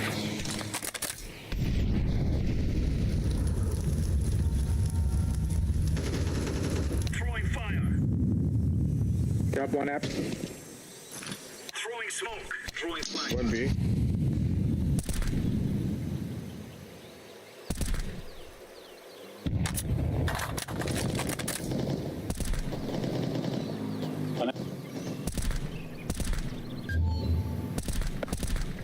Nice, bro. Look at me. The bomb down up. She went house.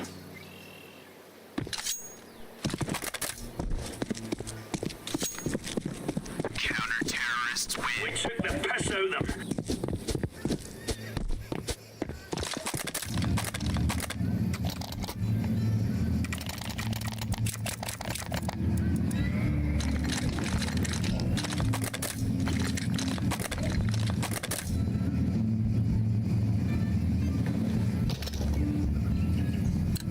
You want this one?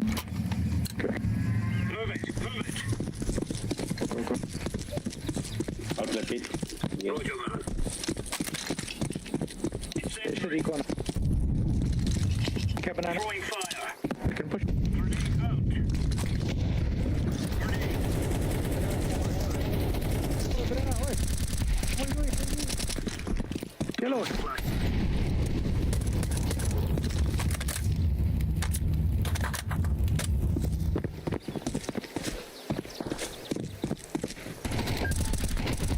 Counter-terrorists win. There you go. You came the long way, yellow. We were in it already.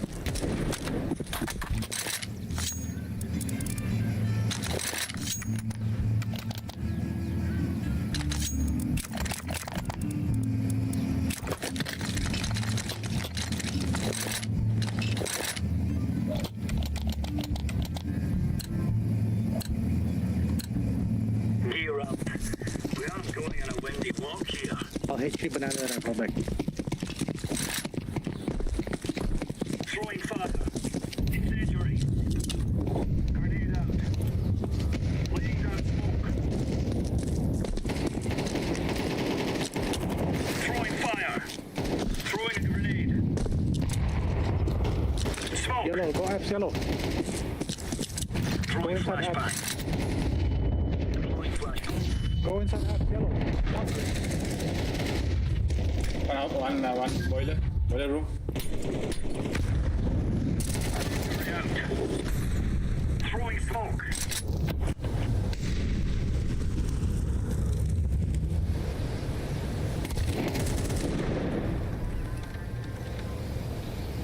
One could be apps.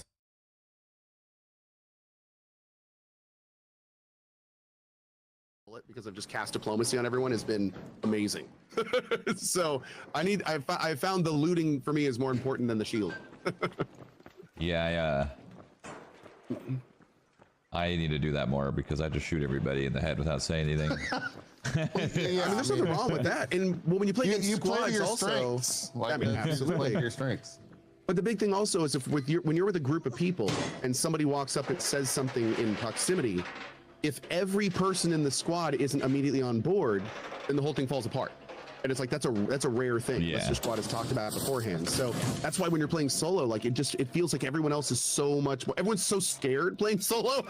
Then when they hear a human voice, they're just like, oh, yeah, let's not fight each other. Pretty great.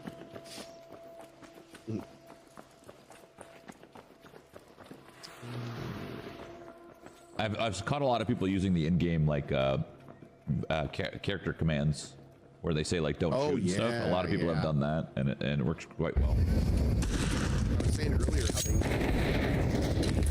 radio, that needs to be part of the tutorial. Like, you can walk up to it. Exactly. You need to-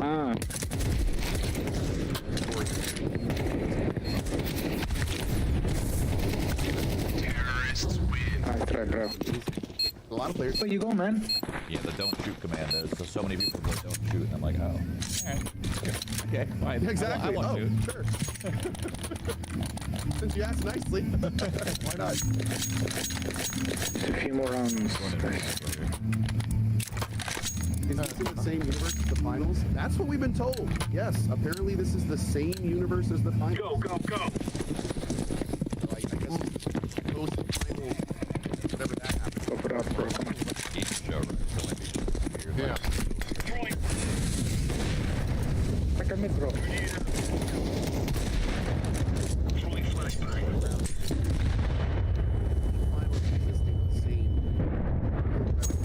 Grenade out.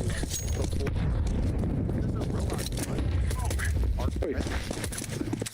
I mean, one goes to America and finals is in like Europe. Ah. Counter-terrorists win. That's a good point. Yeah, who knows? You know? Boxes like Roger that.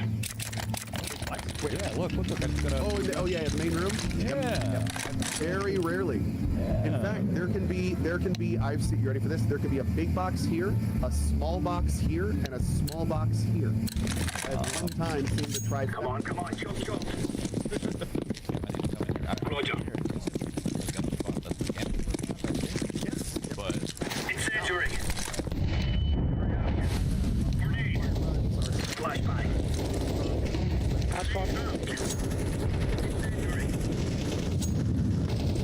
Hey, one Like a blueprint for one of my runs. Throwing a grenade.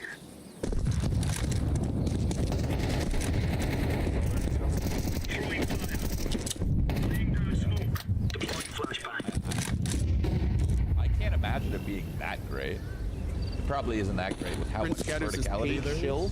Brother, if I'm a paid worst paid chill that's existed, I was on for 2 hours and I played this like 24. Flashbang. Like what? Smoke. I am the worst paid chill that's ever happened. What is that? Is that a? That was weird. I'm sorry. Yeah, sorry. We're good. I was yapping. Dude, I fucking Laying down smoke. because I played like almost 100 hours of the tech test.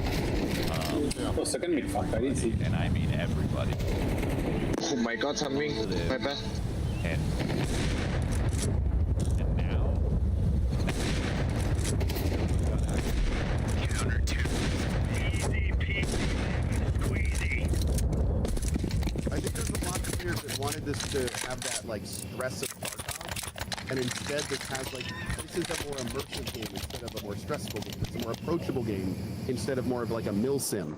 Yeah. And I think there's a lot of Tarkov players that frankly are pretty bummed about that. They don't get the same level of tension and stress in this game that they wanted, and they're frustrated. And you know what? I mean, that makes sense. It's that was the direction this game made. Honestly, I think it's going to be more popular because of it, but you know, they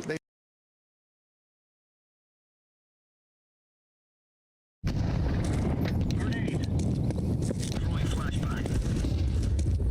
Grenade out. Grenade.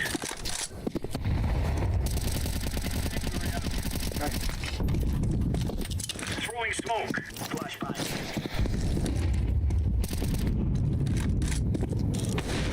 Throwing flashbang.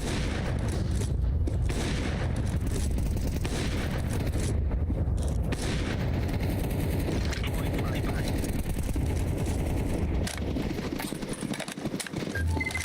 Oh my god, one help, help.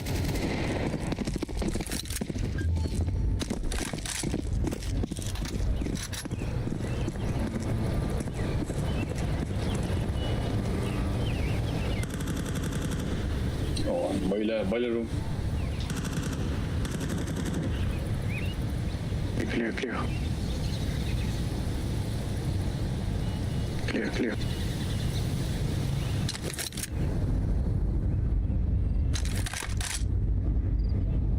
AFK, I think TP. Oh. Bomb has been planted. Nice. Cap. Ah, burn cap. Bye đi mày. Bye đi. Counter-terrorists win. I'm a piece of cake.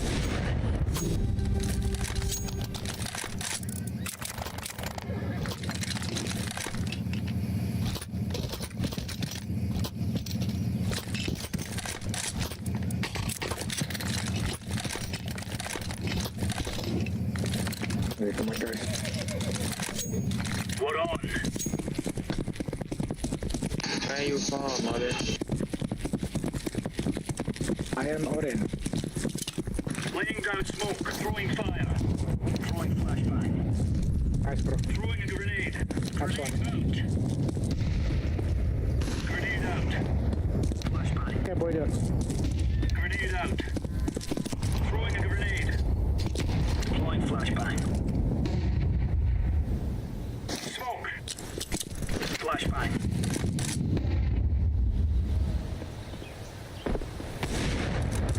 Throwing fire. Deploying flashbang.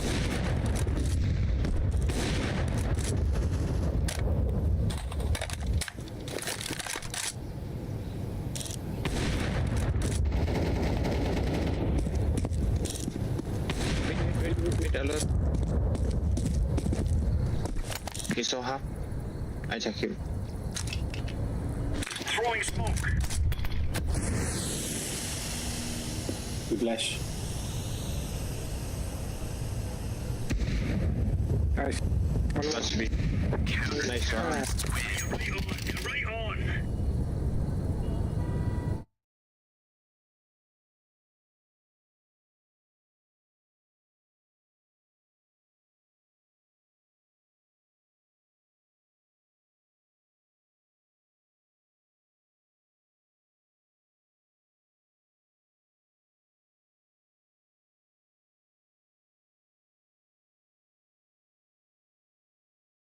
We call Isaac up. Hello? Can you hear me? Yeah, you hear me? Oh, I see. Come. Yeah. I'm streaming. I need a jet to do Run. that on one day. Run. The 20th. 20. So what is that? Monday. Keep open. I mean, you can open it right now. Monday. Okay. Probably gotta leave early, like 2-3 p.m. Nah, probably like 1:30 p.m. to be safe, and then return right after the Young Boy show. Okay. Let me just send me the options. Let me guess. Probably only gonna be like 4 of us, so just send me the options. Okay, you're still leaving for the next thing though, right? Text me. Oh yeah, if you could get a Starlink too, by the way, for the jet to New Orleans, if you can. I know it's last minute. If you can. I'm on the text right now. Okay. Oh no, I'm pushing that trip back. Done? Yeah, I'm pushing that back. Okay. Yeah. All right. Let me get back to you then. All right, bro. Starlink if possible. Thanks, bro. Okay. You're welcome. Bye. All right. So this is whose gift? Prismeos. All right. Let's see, Prismo. Let's see what you got me.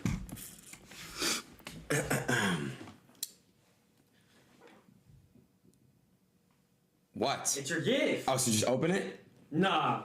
Well, this chat is not moving, bro. Okay.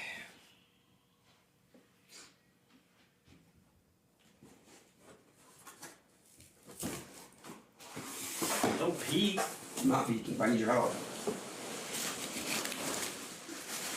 Ugh.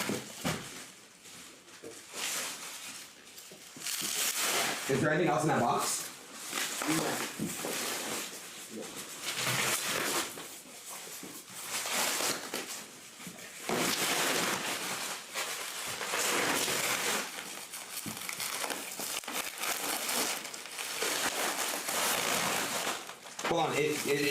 I know it's probably something you hang up.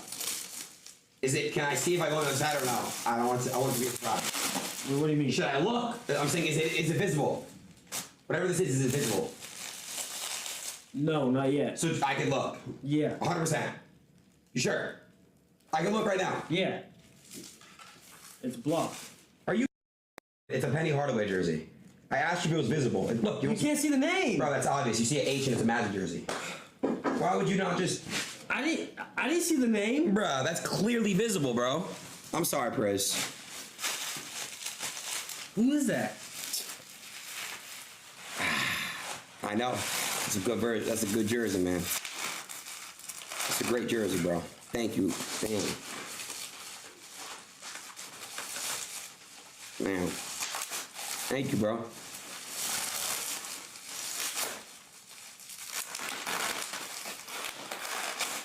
First one, you are weird as bro. I'll pull up the clip, okay? I'm not putting the jersey on. It's signed, I'm assuming, right?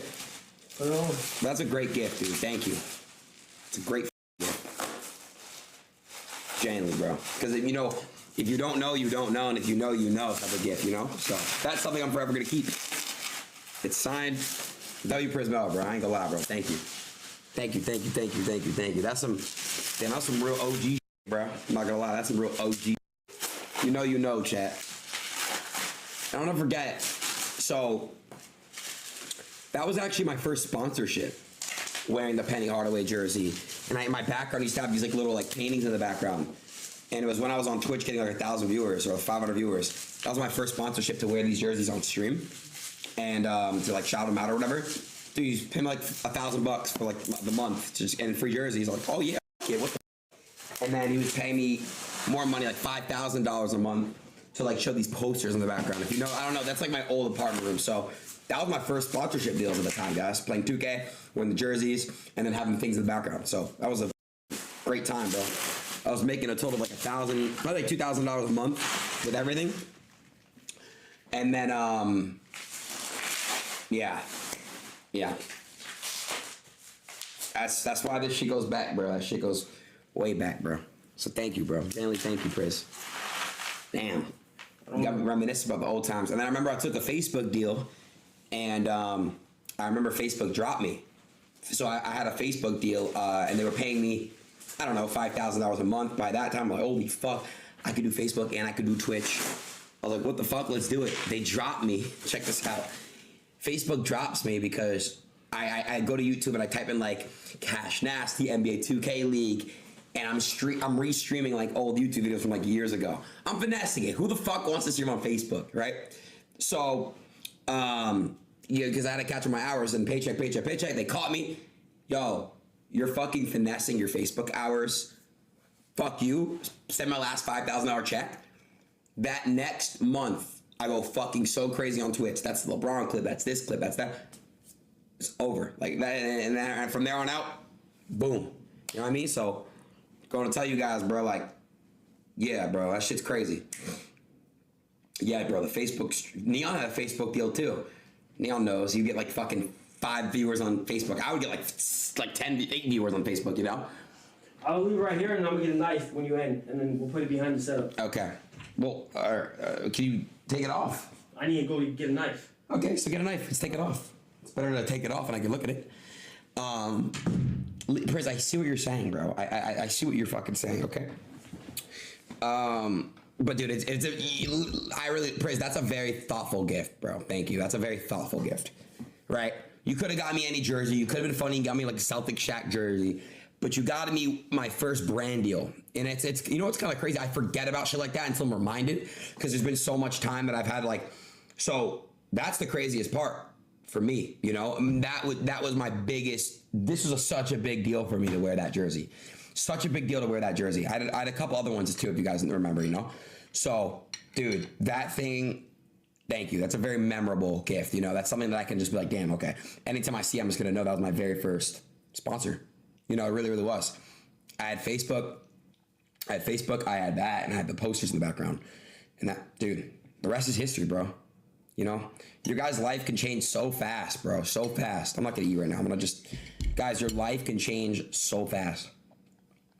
And like this, bro, you know?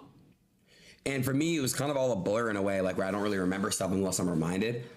But bro, man, I'm lagging? For real? Hello? No? Shut the fuck up. We get it. You keep doing this talk. Okay, I won't talk about it again. I'm sorry. I'm just trying to say that anything can happen to you guys in a year, you know, just doing something cool, you know? You never fucking know. You never know. But thank you for the gift. Yeah, let's see the reveal. Let's see the reveal. No lag. Okay, my fault. Let's see the whole 9 yards. LOL. Flipping patties. True. That is true though. That's a good point. It's not luck, I would say. It's probability, right? That's I don't really believe in luck, bro. It's probability, right? It's look at it as like statistics. Don't look at it as like luck. That's just a bad way to look at stuff, right? You want to look at things as probability and numbers. That's the best way you can look at something. Like, no, it's not the same thing. There's actually a very big difference. If you look into it, there's a very big difference between probability and luck, you know? So, it's all about probability. Oh yeah, that thing is fucking tough. Damn, that thing's fucking tough. Would you guys look at this? All right, let's see. Let's see. All right, thank you, Citrus. The autograph's right on there. Look at that, chat. That's a tough one. That's a tough one. We're gonna put it right here. Citrus, or not Citrus, Lico. Make sure Citrus puts the shit up, please. Hangs it up in a nice spot. I want to see this every single time I'm streaming now. You know what I mean? I want to see this every time I'm in the stream. Even leaving it right there for now is awesome too, which is great. We gotta hang that up though. Luck is opportunity meeting preparation. That's a good way to say that. You'd be scamming and flipping patties if LeBron pulled out. Where's Jordan's gift? The necklace, I have it. I put it in the box. Very nice gift. Very, very nice gift. Are you going to Complex Con? I know it's in a week. So, you got fat, dude. It's just my face looks a little bit puffy. Oh, shit. Strickland said, oh, man, I'm sorry. Just got my phone. I'm hanging out with the woman here. Do you snowboard? We should hit snowboarding trip this year. I'm sure Axel will roll with us and make us all feel like pussies. LOL. What do you guys think, chat? Strickland. I love Sean Strickland, bro. Bro, I don't care. I fuck with him. He's funny. Man. I gotta bring XQC to that, bro. Oh, fuck. I don't know if XQC and Strickland would get along. Shit. What do you guys think? Fuck. I don't know, bro. Do you guys think they would? All right, Wizard 101. Should we do it on PC or should we do it on console? I don't care. You guys tell me. I think console, right? It just came out on console. What's best to do it on, chat? PC or console?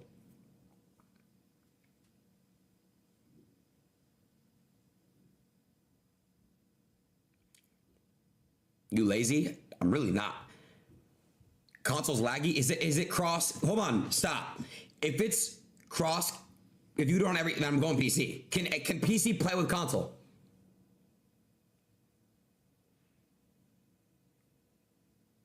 Oh no, console servers disabled crossplay. Fuck. Should I just play on PC? Why is it not crossplay? No, it's so bad. What do you mean? Zilo, are you lagging on your console? You gotta do, yeah, fact shot, exactly. PS5 or please, fuck, I don't know what to do. You have to turn crossplay off.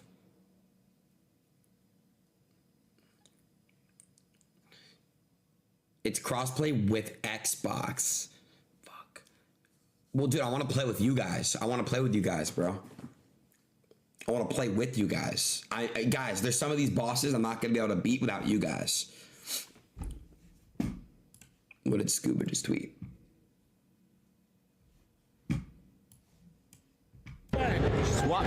Wait, Agent was confused that someone ranked Aiden the deer tier list on the Twitch tier? Hold the fuck up. Where am I? Hold on. My bad. I can't fucking...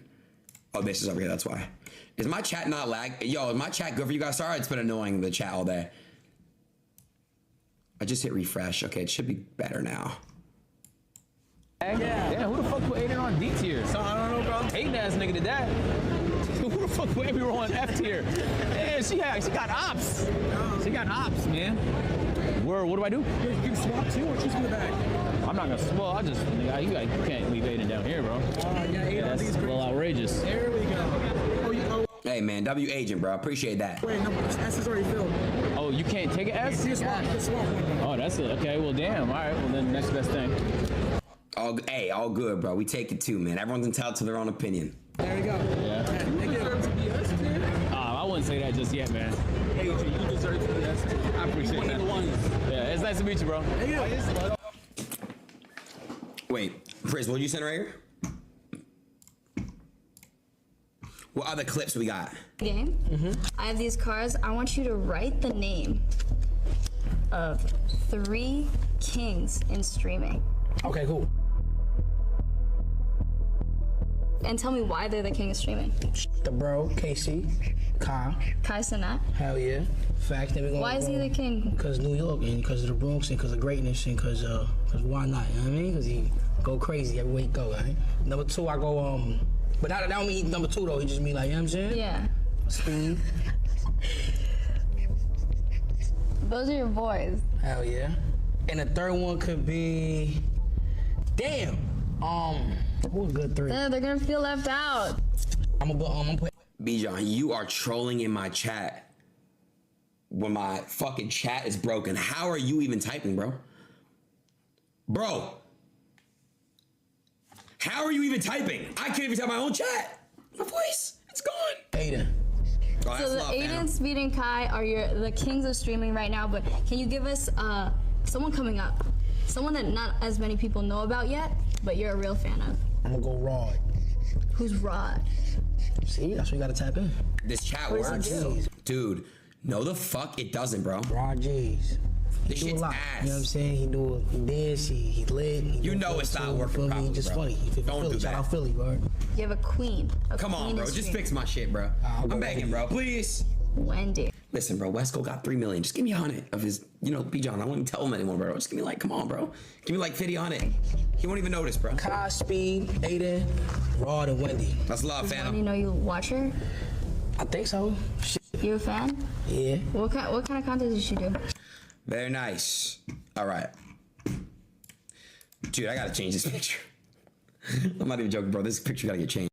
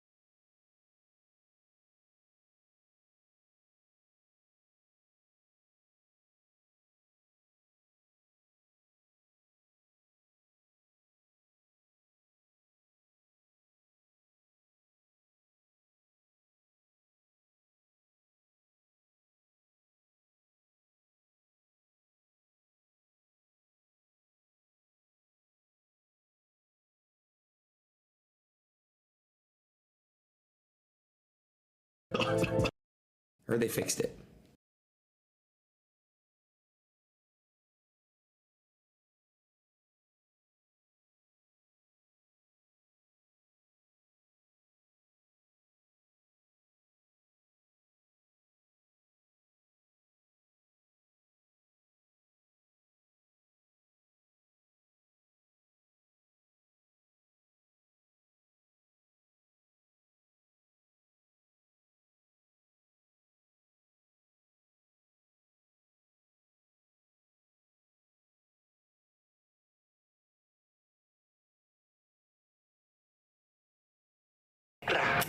Listen, bro, I'm gonna just say this shit right now, right clear in here, because I already know. I watched this shit. I will.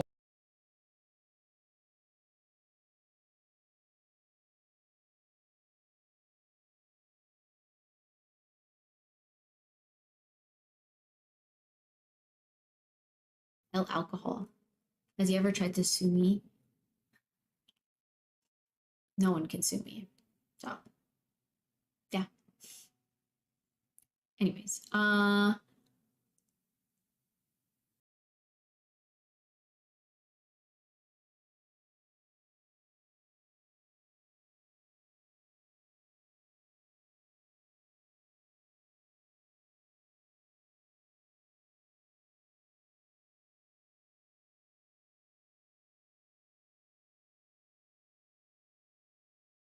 Say, oh my god, bro, I miss Aiden, bro. When do you mean Aiden gonna link up again, bro? Like, oh my god, chat.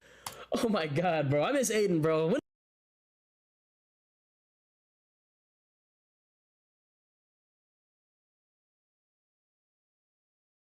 potassium. There's no fucking way this is red 40, bro. This is straight out of a grape. This is fruit punch. This don't got yo.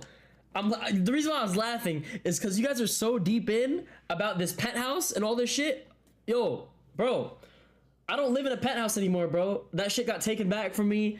All right, I'm not talking about what happened. It's done. I'm back in the crib. Okay. I don't got a penthouse anymore, bro. You look tired? Yeah, I'm tired. It's all right though. It's all right though. I'm just kidding, chat. Obviously, I live there. I'm not gonna lie, bro. Chat, listen, I don't care how old you are. If you're 15, 16, 17, live by yourself. Try it out. It's the best feeling in the world. It feels great.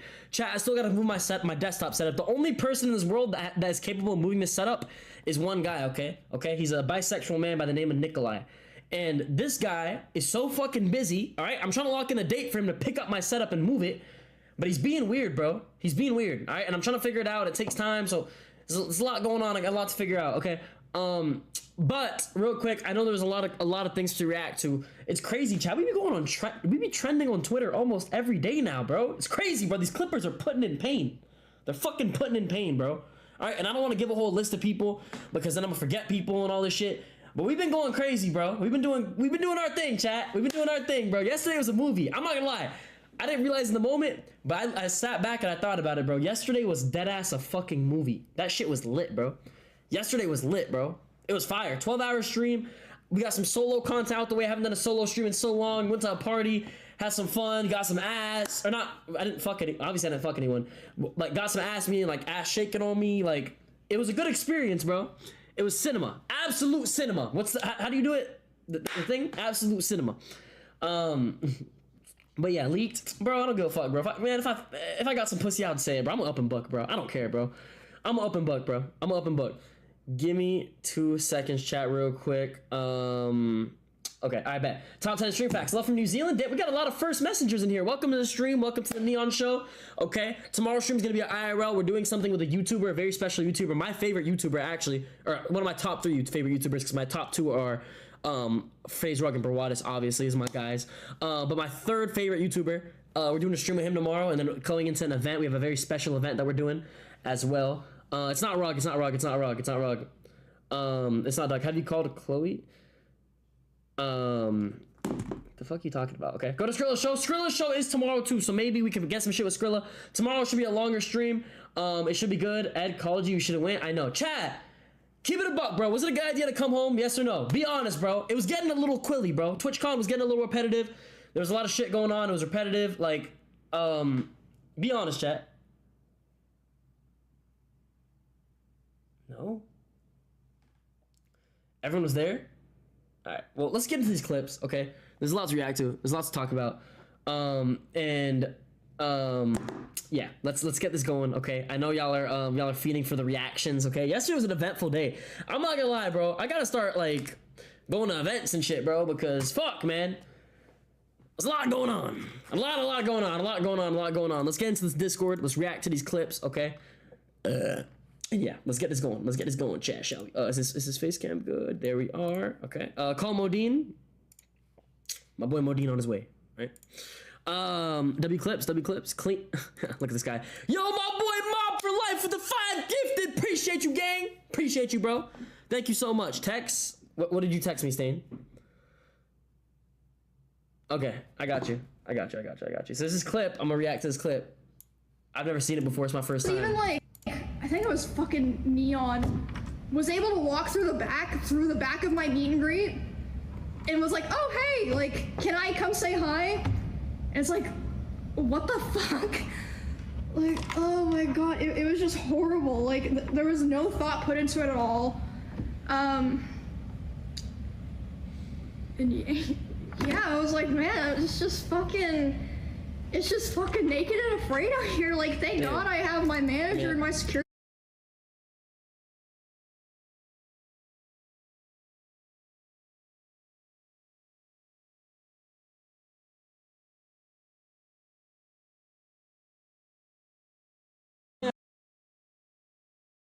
Whoa, guys, no, I don't watch the streams, guys. My mom does. I don't watch the streams. She's trying to make sure, like my mom just watches Neon streams, like, just to make sure, like, he's not, like, you know.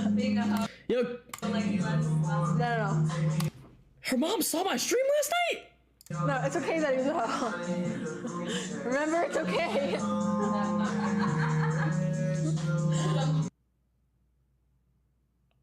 I didn't know her mom knew what Twitch was!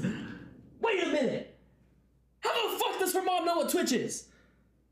And Chloe, come on, Chloe, you know you be in the streams, alright? But listen, yo, never mind. Yo, if I see you stream with another guy, I'm gonna lose my fucking mind, Chloe Parker. Don't do it, Chloe Parker. Yo, Lanes with the 5 gift, appreciate you. Yo, Chloe, look me in the eyes. If I see you stream with another guy, I'm gonna lose my shit. Do not do it. I repeat, do not do it. Alright? And Chloe's mom, I just wanna say, it's all for the stream and shit, you know, like, we just trying to entertain the people. We're all on the same path. What, begging? I'm obviously joking. Shut the fuck up, bro. I'm joking. So nowadays motherfuckers can't make jokes. Nah, man, Chloe, go stream with, you know what? I'm gonna set something up with her with an NFL player right now. Give me a second. Since y'all want to say insecure and all this shit, I'm gonna throw her a lob with an NFL player right now. Say no more. Make it a group chat. Make it happen. Oh God, I'm lying. All right.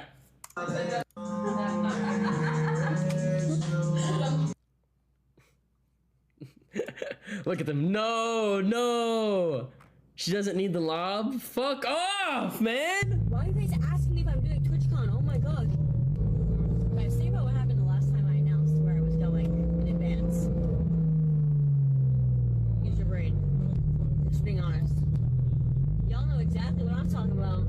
Bitch, I had a meet and greet there. What the fuck you talking about? Yo. Oh my God, bro. Main character syndrome of doom. Oh shit. Brother, you little fucking stupid shits. I was on FaceTime with her on the phone, and I look down and she shows me